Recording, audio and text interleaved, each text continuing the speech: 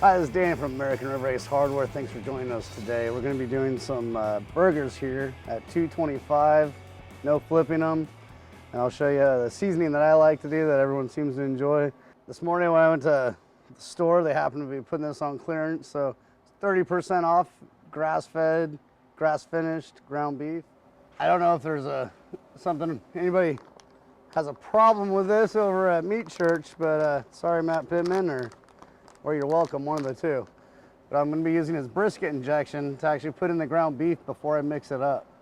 And then after I mix it up, I'll make the patties, and well, I'll show you what I'll do when I get there.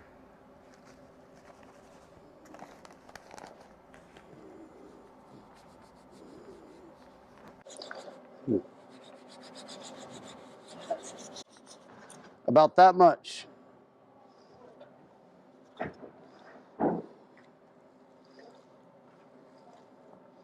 Try to break up any little balls of the mixture. It likes to clump up a little bit.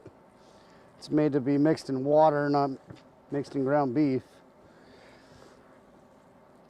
And now we can make our patties. So make the size of the patty that you prefer. That's completely up to you there, but I like doing about 1 inch thick. And getting those thumb corners in there, so you want it to look like how you want it to look on your bun. So I mean, however big you're going to make them, however thin you like them, the thickness will affect time a little bit. I'm going to put the rub on the burger itself. I'll be using the Holy Cow barbecue rub. Get a good coverage on. It's a little windy today, so I'm going a little closer than I normally do. And what I like to do now is glaze the burgers in the sauce before I put them on the grill. And I'll be putting them on at 225, and the moisture of the sauce around it really helps lock all the flavors in and adds a lot of really good flavors from the actual Galen's Texas style sauce. Very good, so let's get that going. And this could be fairly messy. I'll be putting the burgers on the top here, and I'll just be leaving them after this for about 1.5 hours. It'll change with the thickness of your burger and your fat ratio. These are 4 pounds of it is 80-20, and 2 pounds are 90-10. So I imagine these, the 1.5 hours should be about right for these. If not, you can always just turn it up a little bit when you want them done, and they'll be done.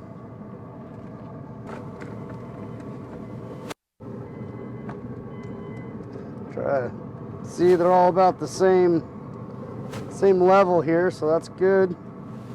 And now we'll be back in about 1.5 hours and find out where they're at. All right, so as an addition to our burgers, we're going to be making, it's bacon wrapped red onion rings. I'm out here with Noah. He's going to help me wrap the red onion rings with some bacon, and we're going to dip them in the barbecue sauce at that point and put them on. It's a fantastic addition to go on top of a burger, or just about anything else, or just by itself. So we're going to get that started right now. Slippery when wet.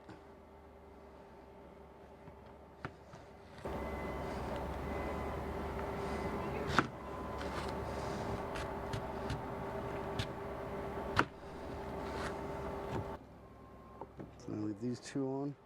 Wrapping the bacon now around the red onion ring. I leave 2 rings on it just for a little more strength and a little more crunch there. Then you just wrap it real tight. Get some thin sliced bacon. Get good coverage. And if you want to continue that. Yes, of course. So as Noah here is finishing up the bacon wrap on the onion ring, we got quite a few to start here. And so Who doesn't love bacon, you know? So I'm gonna start by just dropping it in here, rotating it, dropping it in there, setting it aside. No one said barbecuing was clean.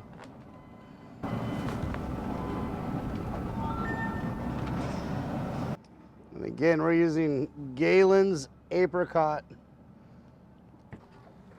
Texas style barbecue sauce. The apricot on just about everything is pretty wonderful stuff. So at this point, we're going to transfer it over to our 300 degrees. I put a piece of foil down over my liner to help keep my liner, so I don't have to replace it. I could just pull that liner out when I'm done cooking the bacon, because if you've cooked pork before, you know how flammable bacon is at such a low temp. And there's no getting around that. You can, if you're going to cook over 400 degrees, you have to keep in mind that the bacon grease coming down will light up. And doesn't matter what you're cooking on. Traeger's certainly help prevent that. It's going to happen if you're going to cook over 440 degrees usually on these, and you haven't cleaned it. You might have a little fire on top. It's not as bad as any gas fires that I've had in gas grills, but it's going to happen, so you got to maintain it. Just part of any kind of barbecuing you're going to do. If you have grease in there, it will light up. So just keep that in mind. Do preventative steps like putting a piece of foil over your liner and taking that foil out when you're done with something real greasy, burgers, especially at high temp where it's really pushing the juices out. So our meat temp on our burgers is about 145 right now, and that's when I'm going to put the cheese on. And at this point, you can turn it up to finish it off, or you can keep it at the 225. Today we'll be we'll keep it at the 225, and just letting the cheese melt. And then a little bit later, we'll put the buns on and let them warm up a little bit, and then we'll be done. So at this point, we're running at 225, so it's a low temp. You don't have to be too concerned about overcooking too much. So you got some time to play with, especially with being here at the store. Employees that are going to be taking their breaks at different times, and they could be 20 minutes later, and I'll just hit the keep warm button, and they come out as they need, and they stay good till the end. And so you're just going to grab your bun, put it on top, slide it off, and you're done. That's all they do. So very easy, and then you got it's a good cheeseburger. And the best part, money. So this burger as it is great, but it is missing bacon. So let's go get our onion ring bacon.